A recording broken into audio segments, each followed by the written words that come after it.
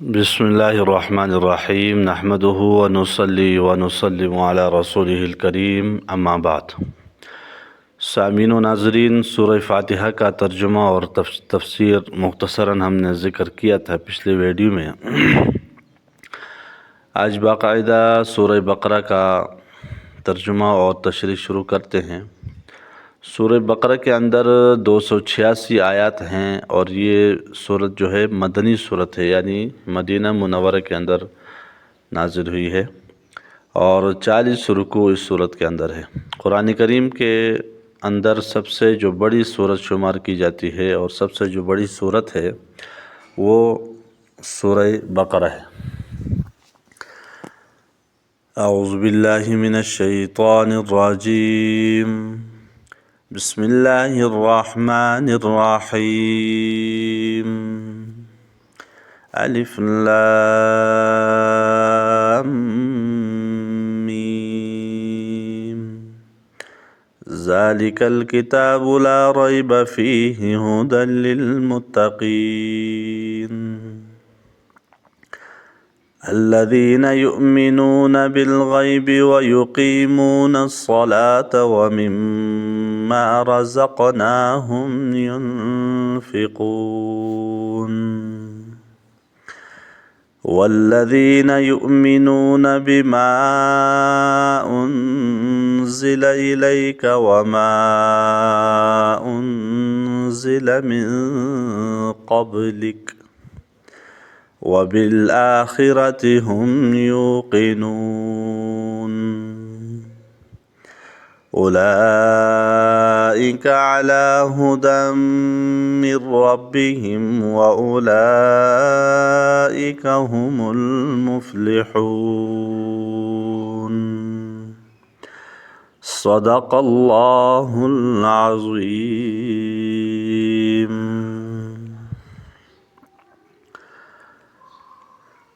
اللہ اکبر کبیرہ۔ بسم اللہ الرحمن الرحیم، شروع کرتا ہوں میں اللہ کے نام سے جو بڑا مہربان نہایت رحم والا ہے۔ الف لام میم، واللہ اعلم بمرادہ، ذالک الکتاب، یہ کتاب ایسی ہے کہ لا ریب فیہ، کہ اس میں کسی شک و شبے کی گنجائش نہیں ہے، یا لا ریب فیہ، اس میں کوئی شک نہیں ہے۔ ھدی للمتقین، اس میں ہدایت ہے متقیوں کے لیے۔ الذین یؤمنون، وہ لوگ جو ایمان لائے، بالغیب، غیب پر، ویقیمون الصلاۃ، اور قائم کرتے ہیں نماز کو، ومما رزقناہم، اور ہمارے دیے ہوئے رزق میں سے، ینفقون، خرچ کرتے ہیں۔ والذین یؤمنون بما انزل الیک، والذین، اور وہ لوگ، یؤمنون، جو ایمان لائے ہیں، بما انزل، جو ہم نے نازل کیا ہے، الیک، آپ کی طرف، وما انزل من قبلک، اور جو اس پر جو ہم نے آپ کی طرف نازل کیا ہے، وما انزل من قبلک، اور اس چیز پر بھی ایمان رکھتے ہیں جو ہم نے آپ سے پہلے اتارا گیا ہے۔ وبالآخرۃ ہم یوقنون، اور آخرت پر وہ یقین رکھتے ہیں۔ اولئک علی ھدی من ربہم واولئک هم المفلحون، اولئک علی ھدی من ربہم، یہ لوگ بڑی ہدایت پر ہیں، واولئک هم المفلحون، اور اپنے رب کی طرف سے یہ لوگ کیا ہے؟ کامیاب بھی ہیں۔ اچھا سامعین مکرم، آج ہم صرف آیت نمبر 1 سے آیت نمبر 6 تک، یعنی 5 آیتوں کا ترجمہ اور تشریح کریں گے، کیونکہ جتنی یہ صورت بڑی ہے اتنے ہی اس کے فضائل اور اس کے مسائل اور احکام جو ہے وہ اس طرح زیادہ ہیں، تو کوشش یہ کرتے ہیں کہ جتنا مختصراً اور عام فہم ہو سکے اس ترتیب سے بیان کریں گے۔ سامعین مکرم، مصحف عثمانی کی ترتیب کے لحاظ سے یہ دوسری صورت ہے، یعنی قرآن کریم کی جو ترتیب ہے اس اعتبار سے یہ دوسری صورت ہے۔ اس صورت میں چونکہ بقرہ کا ذکر ہے، بنی اسرائیل کے جو لوگوں کو اللہ نے حضرت موسیٰ علیہ السلام کے ذریعے بتایا تھا کہ گائے کو ذبح کرو، تو اس گائے کا ذکر ہے، اس لیے اس کو سورۃ البقرہ کے نام سے موسوم ہوئی ہے، اور احادیث کے اندر بھی یہی روایت آئی ہے۔ بہت ساری فضائل بھی ہیں اس صورت کے۔ حضرت ابو ہریرہ رضی اللہ تعالی عنہ سے روایت ہے کہ رسول اللہ صلی اللہ علیہ وسلم نے ارشاد فرمایا کہ اپنے گھروں کو قبریں نہ بناؤ، یعنی ذکر و تلاوت سے گھروں کو خالی نہ رکھو جیسا کہ قبریں خالی ہوتی ہے۔ بے شک شیطان اس گھر سے بھاگتا ہے جس گھر میں سورہ بقرہ پڑھی جاتی ہے۔ یہ سنن ترمذی کی حدیث ہے۔ یعنی اس کی سب سے بڑی جو فضیلت یہ ہے کہ جس گھر کے اندر یہ صورت پڑھی جائے شام کے وقت میں یا صبح کے وقت میں یا کسی بھی ٹائم میں، تو اللہ اس گھر کو شیاطین سے خالی کر دیتے ہیں۔ جب شیاطین خالی ہوں گے، شیاطین وہاں نہیں ہوں گے، نہ تو اس گھر میں کوئی جھگڑے ہوں گے، نہ کوئی اختلافات ہوں گے، اور نہ کچھ، سکون کی زندگی گزاریں گے۔ اسی طرح ایک اور روایت ہے، اور حضرت ابو امامہ رضی اللہ تعالی عنہ نے بیان فرمایا کہ میں نے رسول اللہ صلی اللہ علیہ وسلم کو یہ ارشاد فرماتے ہوئے سنا کہ قرآن پڑھو کیونکہ وہ قیامت کے دن اپنے لوگوں کے لیے سفارش کرنے والا بن کر آئے گا۔ وہ روشن چیزوں کو پڑھو، دو روشن چیزوں کو پڑھو، یعنی سورہ بقرہ اور سورہ آل عمران کو، کیونکہ وہ دونوں قیامت کے دن اسی طرح آئیں گے جیسے بادل ہوں، یا جیسے پرندوں کی دو جماعتیں صف بنائے ہوئے ہوں، اپنے لوگوں کے لیے خوب زوردار سفارش کریں گے۔ سورہ بقرہ کو پڑھو کیونکہ اس کا حاصل کر لینا برکت ہے اور اس کا چھوڑ دینا حسرت ہے، اور وہ اہل باطل کے بس کی بات نہیں ہے۔ یہ صحیح مسلم کی صحیح روایت ہے۔ اس کے اندر حضرت ابو امامہ رضی اللہ تعالیٰ عنہ سے مروی ہے۔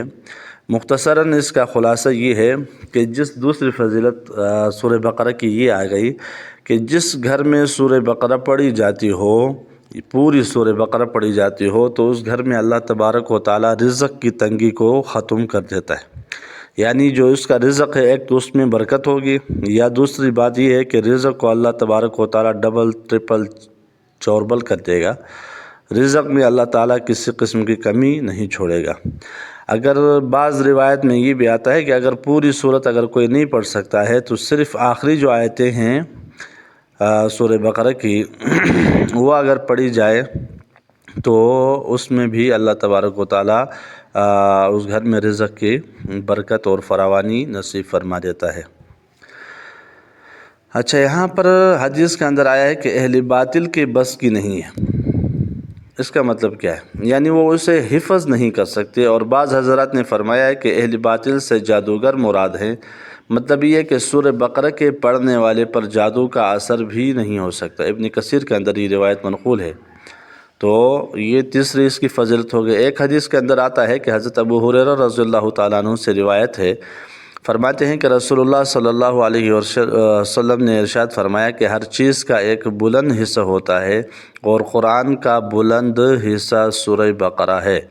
اس میں ایک آیت ہے جو قرآن کی سب آیتوں کی سردار ہے، اور وہ ہے آیت الکرسی۔ جس گھر میں پڑھی جائے گی اس میں شیطان ضرور بھاگ جائے گا۔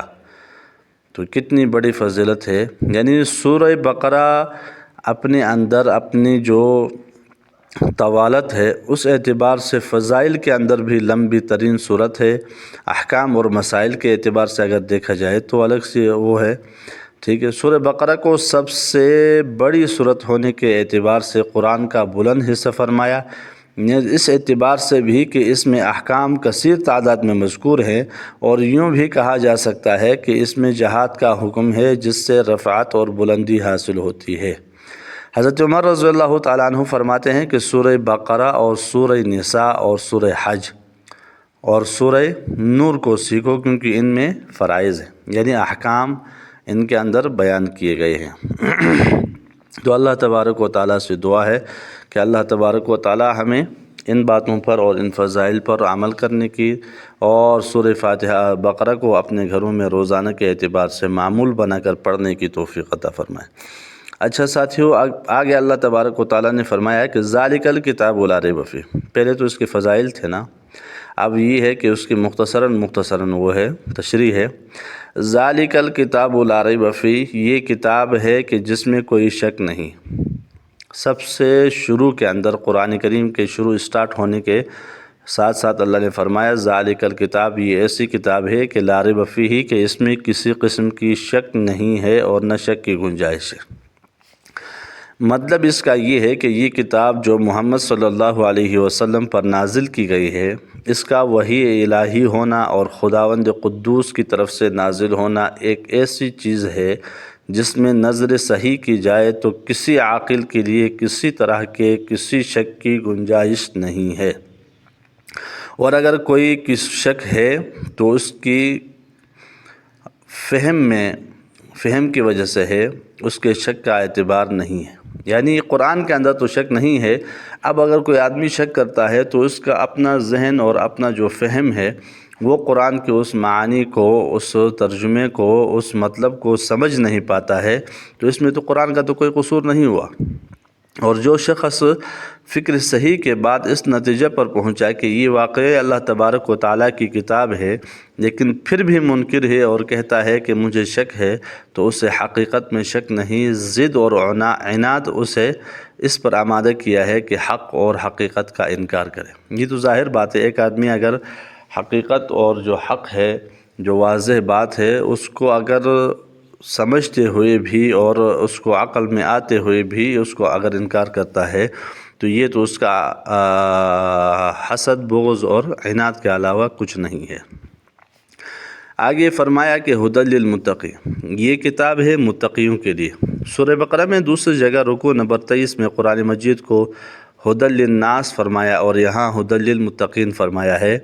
دونوں باتیں صحیح ہے، کیوں؟ اس لیے کہ قرآن کی دعوت عام ہے، ہر انسان کو قرآن نے حق کی دعوت دی ہے اور بار بار سمجھایا ہے، دلائل پیش کیے ہیں جن کو سامنے رکھ کر تھوڑی سی اگر سمجھ رکھنے والا بھی ہدایت پر آ سکتا ہے، لیکن چونکہ اس سے وہی لوگ نفع حاصل کرتے ہیں جو اپنی عقل اور فکر کو استعمال کر کے حق قبول کرتے ہیں اور یہ طے کر چکے ہیں کہ ہمیں گمراہی میں نہیں رہنا اور شرک اور کفر سے بچنا ہے، اس لیے یہاں پر ھدی للمتقین فرمایا ہے۔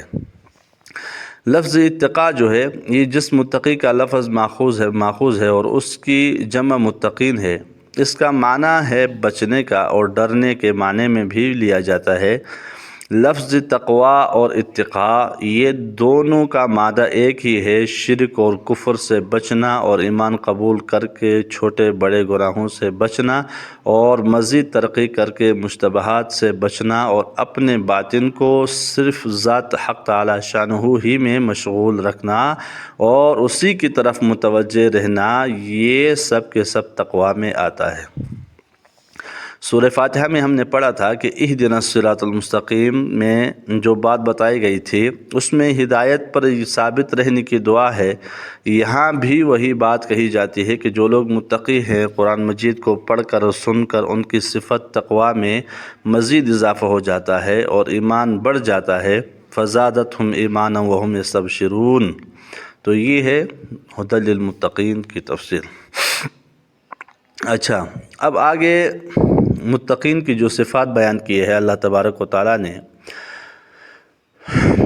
سب سے پہلی جو صفت ہے وہ یہ ہے کہ غیب پر ایمان رکھتے ہیں۔ یعنی اللہ تعالیٰ نے اپنی کتاب میں جن باتوں کی خبر دی ہے اور رسول اللہ صلی اللہ علیہ وسلم نے جو باتیں بتائی ہے، ماضی سے متعلق ہوں یا مستقبل سے، ان سب کو مانتے ہیں اور ان پر ایمان لاتے ہیں، بغیر دیکھے صرف خبر پر ایمان لے آنا یہ ایمان بالغیب ہے اور ایمان بالغیب ہی معتبر ہے۔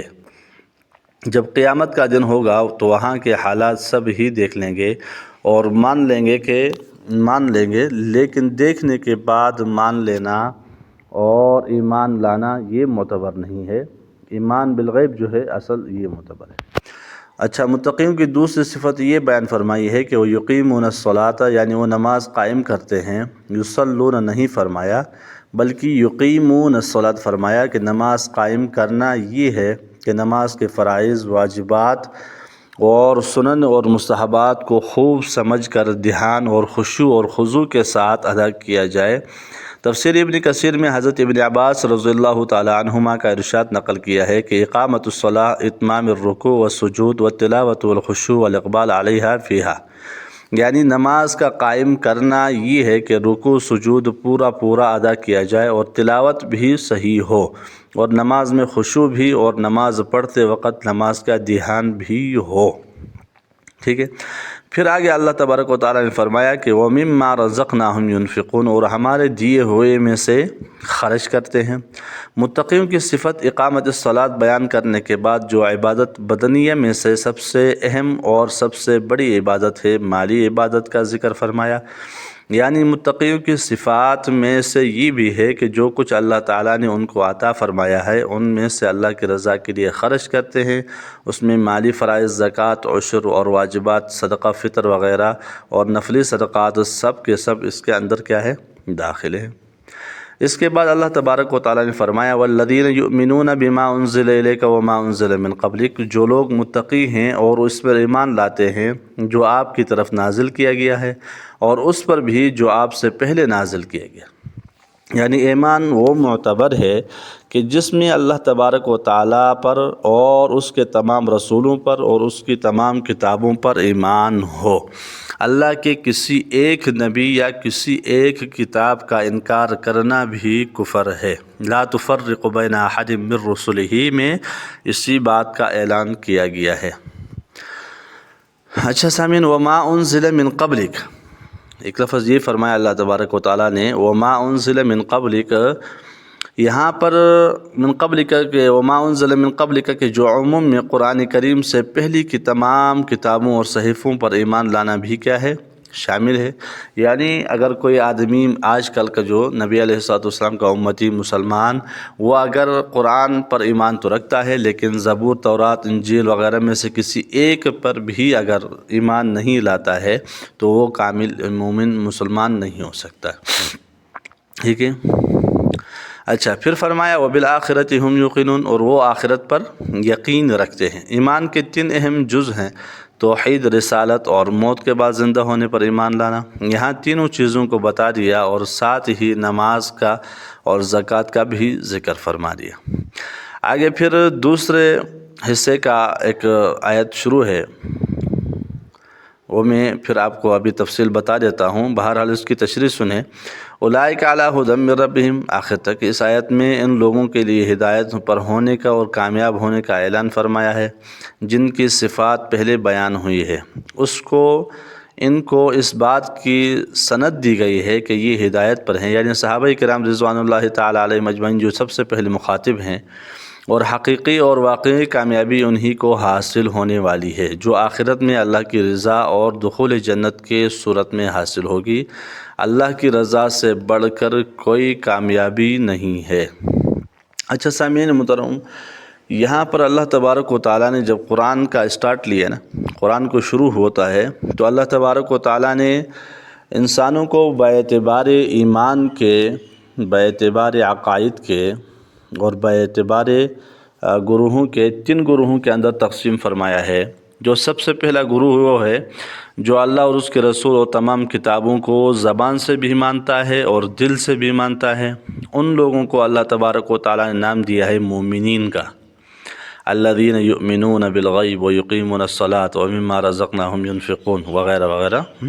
جو 5 آیتیں ہم نے آج بیان کیے ہیں اس میں مومنین کے صفات اور مومنین کے کمالات بیان کیے گئے.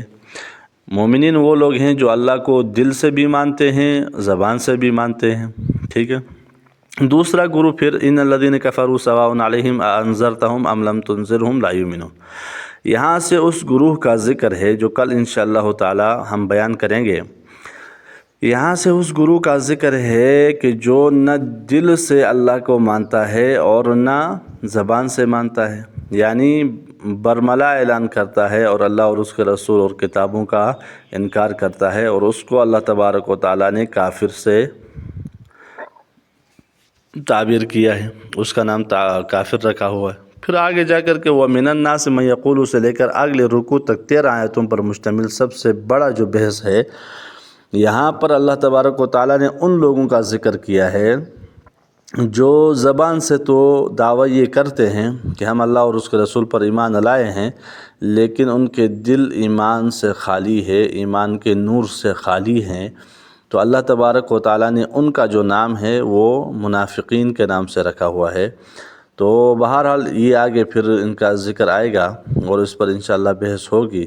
بس اللہ تبارک و تعالیٰ سے دعا ہے کہ اللہ تبارک و تعالیٰ جو مومنین کی صفات بیان کی گئی ہے قرآن کریم کے اندر، اللہ تبارک و تعالیٰ ہمیں ان پر پورا عمل کرنے کی اور ان کو اپنے زندگی میں لانے کی اور ان پر عمل کرنے کی توفیق عطا فرمائے۔ وآخر دعوانا ان الحمد للہ رب العالمین۔